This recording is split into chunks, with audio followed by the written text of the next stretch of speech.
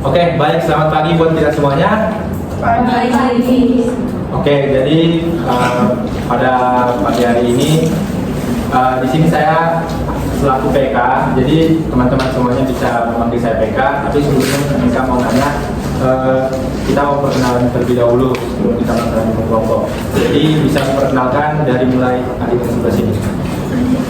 Nama saya Rika. Oke, baik. Selanjutnya. Nama saya Eki.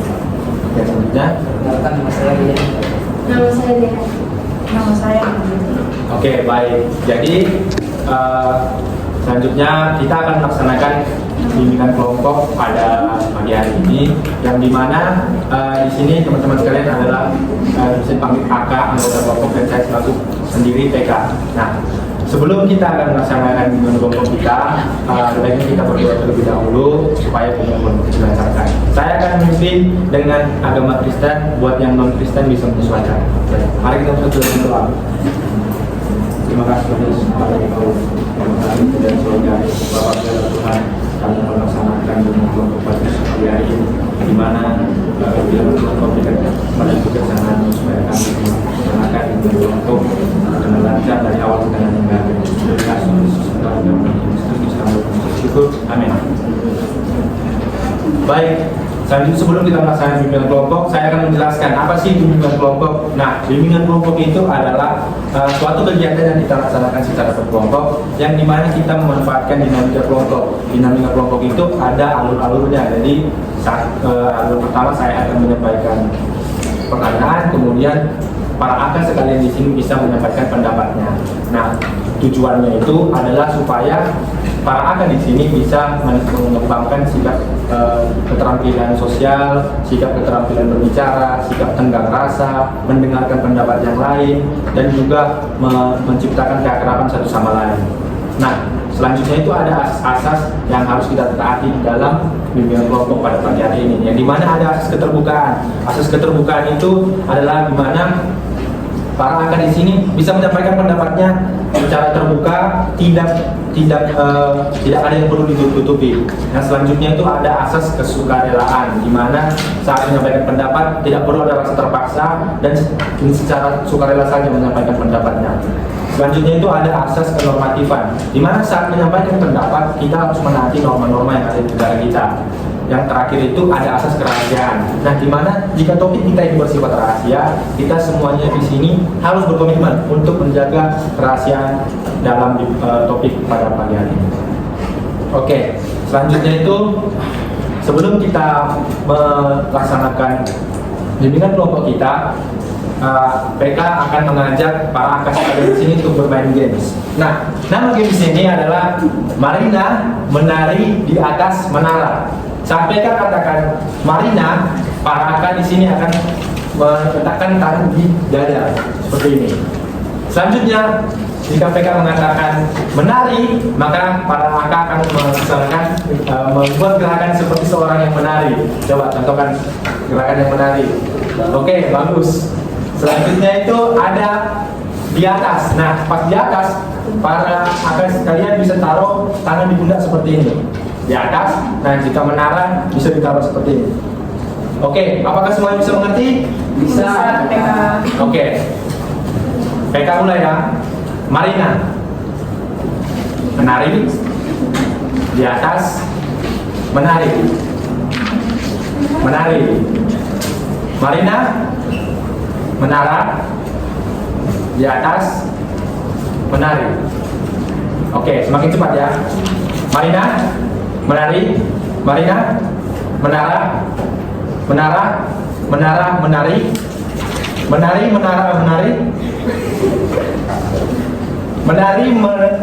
menari, Marina menari menara. Terakhir ya, semakin cepat. Marina menari menara, Marina. Oke, bentar. Oke, yang selanjutnya itu kita akan masuk pada bimbingan kelompok pada pagi hari ini. Apakah semua akannya siap? Siap, PK. Oke.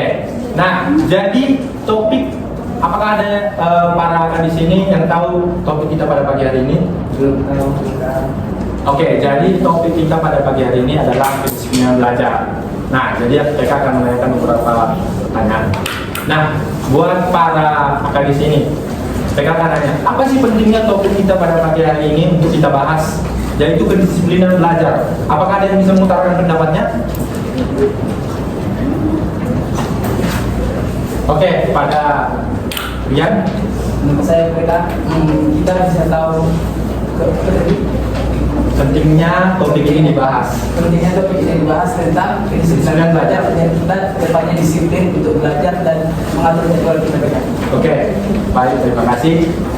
Sebelumnya jika PK katakan apakah ada yang bisa memberikan pendapatnya, bisa angkat tangan terlebih dahulu, baru saat PK tunjuk bisa katakan izin PK, begitu ya. Oke, apakah bisa menyampaikan pendapatnya lagi? Pada diri kanan. Izin PK.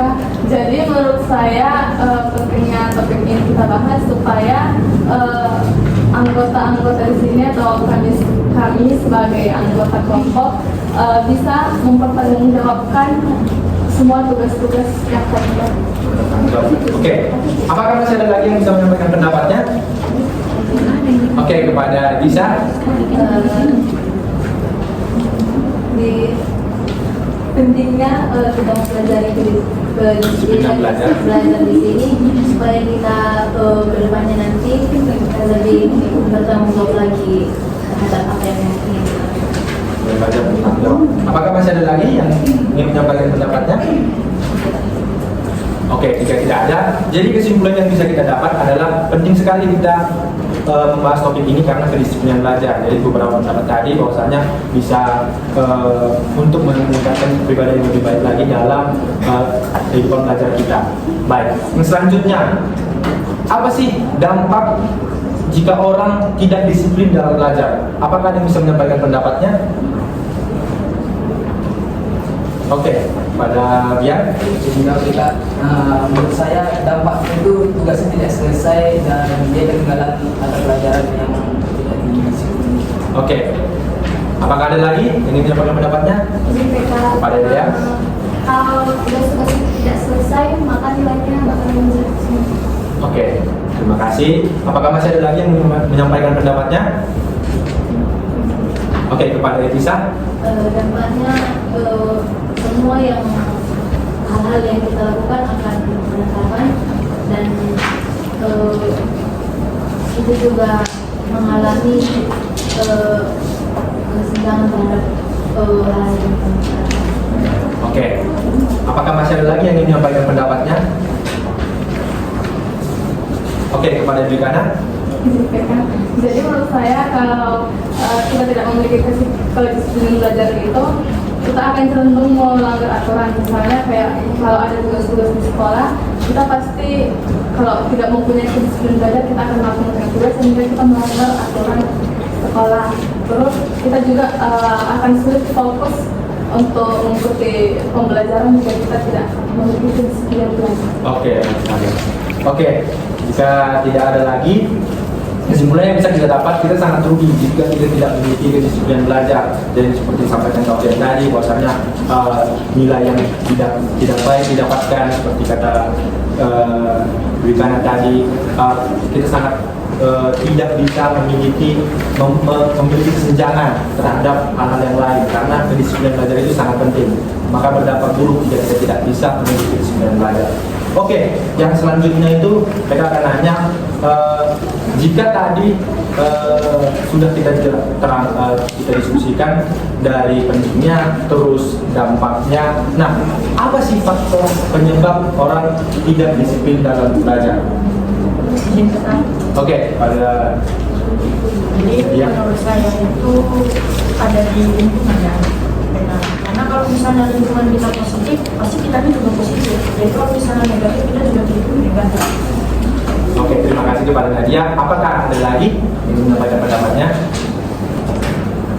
Oke, kepada Etisa. Yang terjadi pada kita tanggung jawab kita agar tidak kita ingat lagi dan kita akan malas-malasan dalam melakukan hal-hal yang memang seharusnya kita koordinasinya akan tinggal di sini. Oke, baik. Nah, selanjutnya apakah Mas Ede ingin menyampaikan pendapatnya?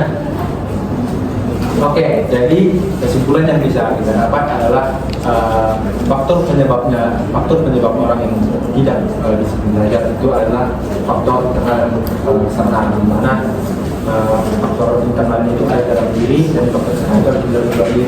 Nah, itu sangat penting sekali untuk bisa kita pahami pada pagi hari ini. Selanjutnya itu ada solusi. Nah, jadi buat para sekalian, bisalah diutarakan masing-masing solusi apa sih supaya kita bisa meningkatkan kedisiplinan belajar terhadap diri kita sendiri. Apakah ada yang menyampaikan pendapatnya kepada Nadia? Jadi solusi yang dapat saya berikan terutama untuk diri saya sendiri itu saya akan membuat jadwal belajar dari mulai pagi mungkin sampai malam. Jadi misalnya pulang sekolah kita jadwalkan menjadi jam sekian atau istirahat jam sekian atau main jam sekian sampai sekian. Oke, terima kasih. Selanjutnya, apakah ada lagi? Menyampaikan pendapat? Oke, kepada Dwikana. Jadi hal-hal yang bisa kita lakukan agar kita bisa disiplin dalam belajar, misalnya saat ada tugas kita langsung kerjakan, jangan menunggu tugas supaya kita nggak malas mengerjakan tugasnya. Terus kita bisa mengatur jadwal belajar yang baik, misalnya jangan terlalu malam supaya tidak ngantuk. Terus saat belajar mungkin kita bisa bangun dengan hal-hal yang kita suka, misalnya kalau misalnya pas belajar suka mendengarkan musik, kita juga bisa mendengarkan musik agar kita semakin fokus dalam belajar. Oke. Selanjutnya, apakah ada lagi? Oke, kepada Dea. Ada baiknya kita ngelakuin hal-hal yang negatif, contohnya kayak bermain game itu ada waktunya. Waktunya misalnya kayak setengah jam mungkin main gamenya, terus kalau main game kita bisa mengerjakan tugas juga. Oke. Oke, terima kasih kepada Dea. Selanjutnya, pada Saudara Tisa. Sama seperti teman-teman yang lain juga supaya lebih bisa mengatur keseharian lagi, saya akan lebih mengatur jadwal gimana jam waktu bermain, belajar, dan istirahat. Oke, terima kasih. Apakah ada lagi? Saudara Dia. Menurut saya mereka semuanya sudah diambil apa yang ingin saya katakan, seperti yang ini tentang mengatur jadwal atau tentang game online atau lainnya. Oke, jadi kesimpulannya solusinya itu sangat bagus dari para sekalian, bahwasanya mengatur jadwal itu sangat penting. Nah, jika memang tugasnya jangan sampai deadline, dan jangan sampai larut malam. Jika juga ada kesenangan kita yang lain, tolong bisa kita komunikasikan untuk kita kurangi supaya belajar kita bisa lebih efektif.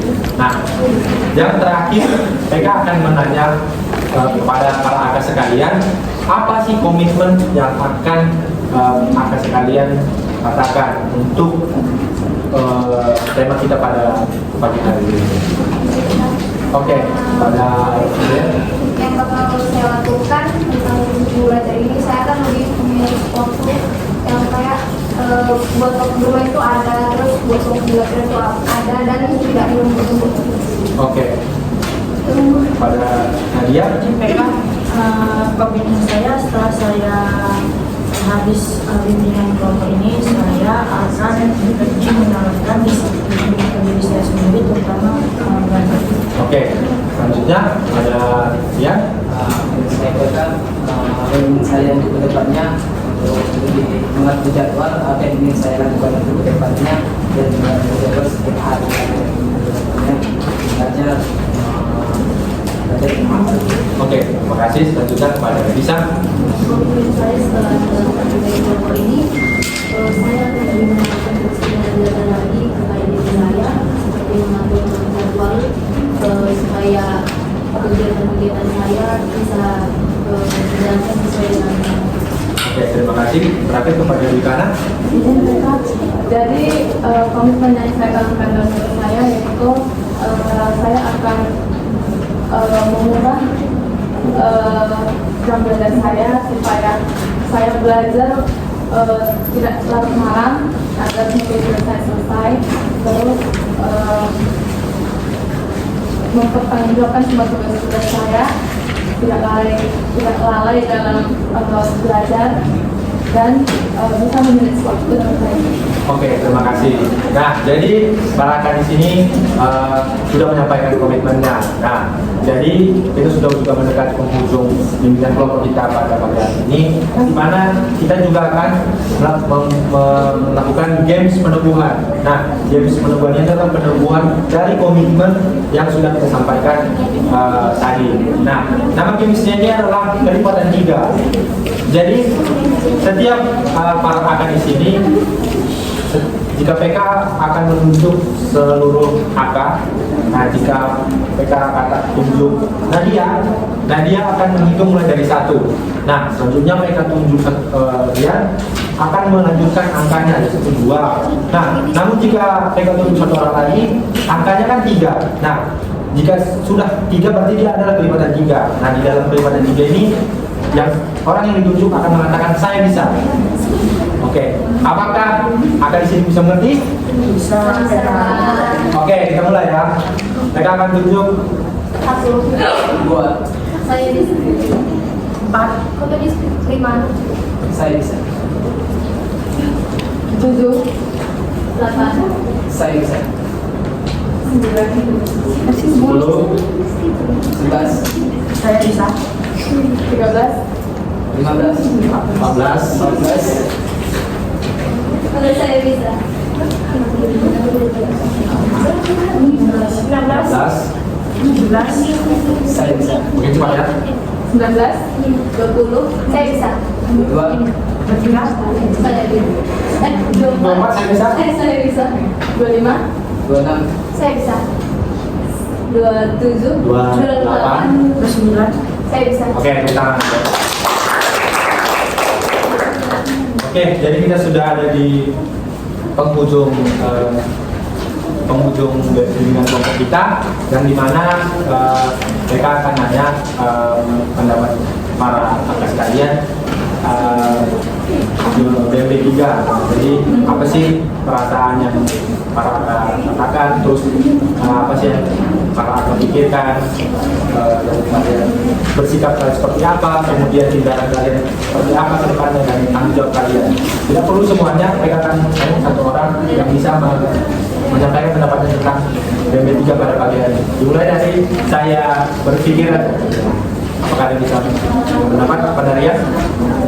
saya pikir kita melakukan bimbingan konseling kelompok ini, kita bisa tahu apa itu faktor, penyebab, dan solusi, dampak, dan pentingnya. Jadi kita tahu apa pentingnya kesimpulan yang kita pelajari. Oke, terima kasih. Kemudian yang selanjutnya itu saya merasa apa sih yang para media. terima kasih Kak. Jadi perasaan saya setelah melakukan bimbingan kelompok ini, saya menjadi lebih banyak tahu cara-cara atau cara mengatasinya dari kedisiplinan mengajar. Oke, terima kasih.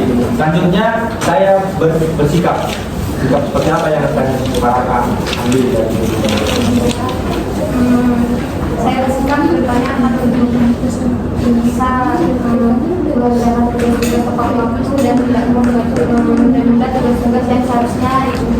Oke, selanjutnya tuh tindakan apa yang akan para ambil? Apakah ada bisa menambahkan pendapatnya? Oke. jadi tindakan yang akan saya ambil ke depannya adalah saya akan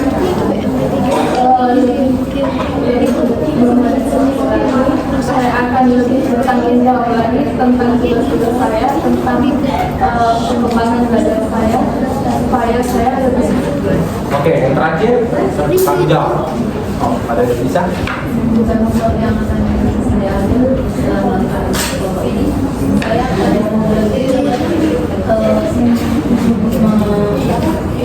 menekankan sikap disiplin belajar dalam kehidupan saya agar saya menjadi orang yang lebih disiplin lagi. Oke, nah terima kasih kepada anda sekalian. Nah, selanjutnya itu mereka akan bertanya apa sih kesan dan harapan di dalam kelompok pada pagi hari ini. Apakah itu sebenarnya tepatnya pesan dan harapan? Dan pesannya bisa sampaikan, kemudian harapannya apa untuk kegiatan PKP kita selanjutnya? Oke, kepada kalian. Iya, Sebenarnya kita semua lebih baik dan disiplin tentang belajar. Untuk harapannya agar kita ke depannya pertemuan selanjutnya kita menambahkan konten kita lebih baik tentang apa materi kita selanjutnya. Oke.